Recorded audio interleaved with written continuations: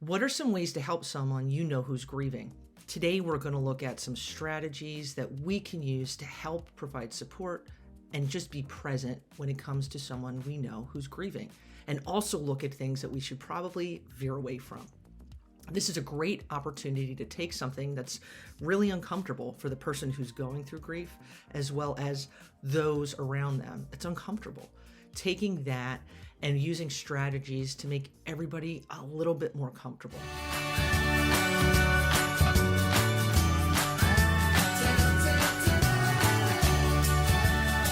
So as we jump in today, the first thing that we're going to look at is the true stark reality that grief is uncomfortable. There is absolutely nothing comfortable about it. And with that, sometimes when we can get as human beings uncomfortable, it can provide opportunities to take a step back and kind of go AWOL, kind of fade into the distance when somebody is going through a crisis, grief in particular. And I'm going to say, just say no to that, because often we can get overwhelmed and overthink what's actually going on.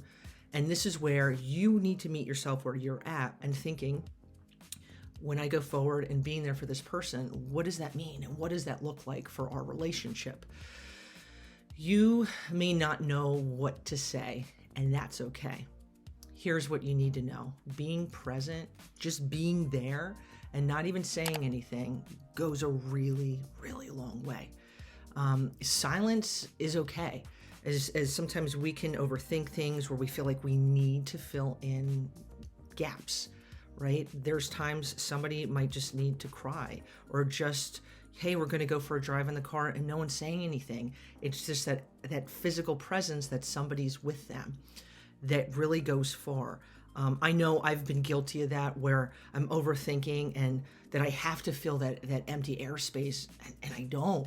And this is where silence is okay. And it's giving ourselves that check of saying, okay, this is okay. I'm here. And that's a really good thing. It goes farther, physical presence, than you'll ever know. And it can be even telling ourselves that, you know what, I'm really uncomfortable, but I'm here, right here, right now. And I don't really know the right thing to say. And I'm silent. And that's okay, right? So again, this is getting back to the aspect that grief is uncomfortable.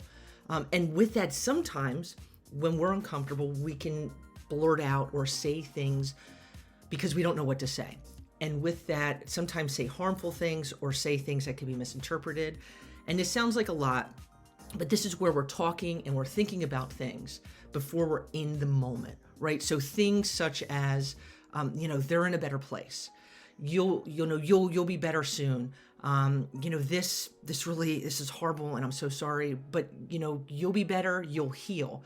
There's different things that we can really have the best of intentions. But when someone is in the trenches of grief, sometimes our words can be like putting salt on an open wound. And what can happen is we end up unintentionally actually diminishing someone's grief. That it's like, okay, I have to suck it up. I'm taking a deep breath and I'm just going forward because there's a timeline. And this is where kind of compassion and silence and being really careful of what we say is important. And this is not to make you on uber alert and freaking out, but just when we have these things in the back of our mind, there's less of a propensity for things to kind of come out that should have stayed inside, because we don't want to hurt anybody's feelings. And sometimes when we're uncomfortable, we can say things that are kind of that cliche terms because we just don't know what else to say. And this is where silence or just being present can be that replacement that's really, really beautiful. And sometimes we can get uncomfortable, but when we're willing to take that step forward and just be present and be in silence or just provide a hug, just being there just goes super duper far. Another aspect of providing support when it comes to somebody who's grieving is what we're going to call the details. The details. There are so many things when it comes to going on when it comes to grief. It can kind of be like, mind-boggling, whether it's a family member, a friend, a neighbor, or somebody you're working with, whatever, I don't know. But there's encouraging things that we can say without sometimes even choosing words, sometimes without saying very much. Well, what the heck does that look like, right? So it's like when you have someone in your life that's no longer here, it impacts everyone differently. And the truth is that we have ways when we're kind of on the outside of ways to kind of step up that sometimes we don't always think about, right? Because you're like, I have to be present, I have to be there, I have to say something. And sometimes you don't, because you can be present without even being present. What does she mean? I'm going to explain. When somebody is grieving, a lot of times their brain is kind of fogged, especially early in. And it could be, if it's a neighbor or to somebody well, hey, can I come in and just clean your house? Or it's getting the neighbors together, pitching in and hiring somebody to come in and clean their house. It's finding ways to interject forms of humanity that we don't always really kind of think about. Right? The heavy stuff that can make things less heavy for people that maybe we're just more comfortable with, right? So usually the first few weeks that somebody's lost somebody, they are inundated with food, right? Lasagna and cupcakes and whatever else, spaghetti and meatloaf, and then it kind of fades. So it could be something like this, that, 5-6 weeks later, you leave a gift card for them, to their favorite restaurant, or a Visa card that they could use on whatever they need, like little kernels of thought that go really far. Things are crazy and they've got a lot going on. Hey, you know what? Can I take your dog for a walk? Can we take care of your dog or your cat, feed the animals, for the next few weeks or a few days or whatever it is? Fill in whatever that need is. And you're there in a way that just goes really, really far. You could get super creative in some really neat ways. And you're serving and you're being present in a way that if you're not comfortable, sitting with somebody in silence, this is a great way to just step up to the plate in a really, really cool way. So that leads us to support. Grief is messy. We don't want to make it more complicated or messier than it needs to be. So that means at times not putting in what I'm going to call our own timeline in terms of grief, where we could say things that can make things messier or heavier, where it's not saying things like, it's been 3 years now. Why is Christmas still tough for you? In the back of my head, I'm thinking, what?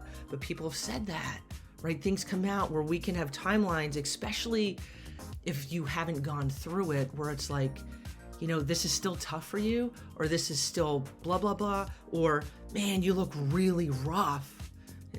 You're thinking, do people actually say this? They do. And a lot of times, because it's our timeline, or because we don't know what to say, or because it just comes out, and being careful of our words is really important, because those things can stick with the person.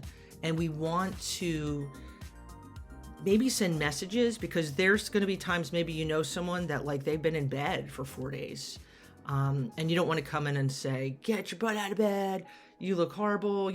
What you could say is, hey, you want to go for a cup of coffee or for a walk? Why don't you take a really long shower and just relax, and then we'll go for a walk and a cup of coffee, because you're now sending a message, hey, I care about you. It's encouraging them in a compassionate way to get out of bed and providing some form of support that, hey, we're going to go for a walk or a cup of coffee, and then taking a shower. Because there are times that maybe somebody you care about is in a really not good spot, and how we deliver our message is really important. That support can be there with us being compassionate and thinking before we say the message that we need to send. I love you, I care about you, but we need to find ways of helping you get out of bed, or this, you've got some heaviness going on, that maybe it's going to talk to a counselor. And that could be a beautiful thing. Or we're going to connect once a week and going for a walk and just being present. And we could get creative with that. We could absolutely get creative with that. Hey, I want to be present as a friend. And sometimes that person might not even want to talk about anything. Let's talk about other things. Okay, let's go for a car ride. Let's go for a walk. Let's go for a bike ride. Whatever it is that meets you and that person, and rocking it out from that point. knowing that talking about the person, right? I'm going to say the person who's no longer here, asking questions about them is another way that you could provide support. It's kind of sometimes when we look at talking about someone who's not here anymore, it can become kind of like this kryptonite, or just stay away. It is, we cannot talk about that person, when most of the time, again, not all the time, that people want to talk about that person, they are still here. We sometimes as a society can be weird, right? Like you had somebody here for 40 years, right? Yesterday they were here, today they're not. And where it's this like cutting of this cord, like it's severed, it's done, we can't talk about it again. And that can be really detrimental to the person's memory, to people that are grieving. And so it could, keeping it light where it's like, tell me a little bit about them. What, or, tell me, the first time that you met, or what was the craziest, cool, most fun experience that you guys ever had. Like, keep it light. It doesn't have to always be heavy. Acknowledging that person existed. Because when there's this kind of flow of like, we just can't talk about it, man, that could be really, really painful. Find your vibe where you're comfortable in terms of what you're good with, and where you can meet yourself at stepping up and being present. I know for myself with different people, I've really taken time to think about, how am I going to step up? How am I going to respond? And through that, it's writing things down or just spending some time in prayer. Just, God, give me clarity of mind, give me the wisdom and discretion in terms of what to do and how to handle the situation, because it's super uncomfortable. And having the right things to say. And no, you're never going to have all the right things to say, because you're not, because you're human. But when we step up to the plate and exert some forms of effort, man, it goes far, because it's really easy or convenient to just lay low, just be quiet and not be involved, be distant. Let's not do that. This is kind of rocking out humanity and saying, okay, having a prep, having a plan, having some thoughts and ideas of how can I respond, and being fair to yourself, because when we go cold turkey into things, we end up doing things that we didn't intend to do, or saying things that we're like, and this is where thinking things through goes really, really far. How we walk or respond to someone's grief is significant. It really, really is. Becoming more comfortable with how to be involved. This makes our involvement quite often a heck of a lot more healthier, because when we think ahead, we're just more confident, we're more comfortable. We have that game plan. Whether it's just being present, or it's, sending a note during the holidays. The holidays for so many people is really, really tough. Whether it's Christmas, it's Hanukkah, it's Easter, it's the date of, when that person passed away. This is where kind of that support comes in so many different ways, and meeting yourself with what you're comfortable with. There are ways to be present at your comfort level. And to me, that's a really awesome, beautiful thing. And it goes so much further than you can possibly imagine. And take that step is just crazy train worth it. And if you right now are in the trenches and struggling with when it comes to grief, and looking for ways to feel strengthened, to not feel so alone, and to be encouraged, I'd love for you to check out this video, and knowing that you are not alone. And as we go forward, my friends, I want to wish you an abundance of peace, love, and goodness.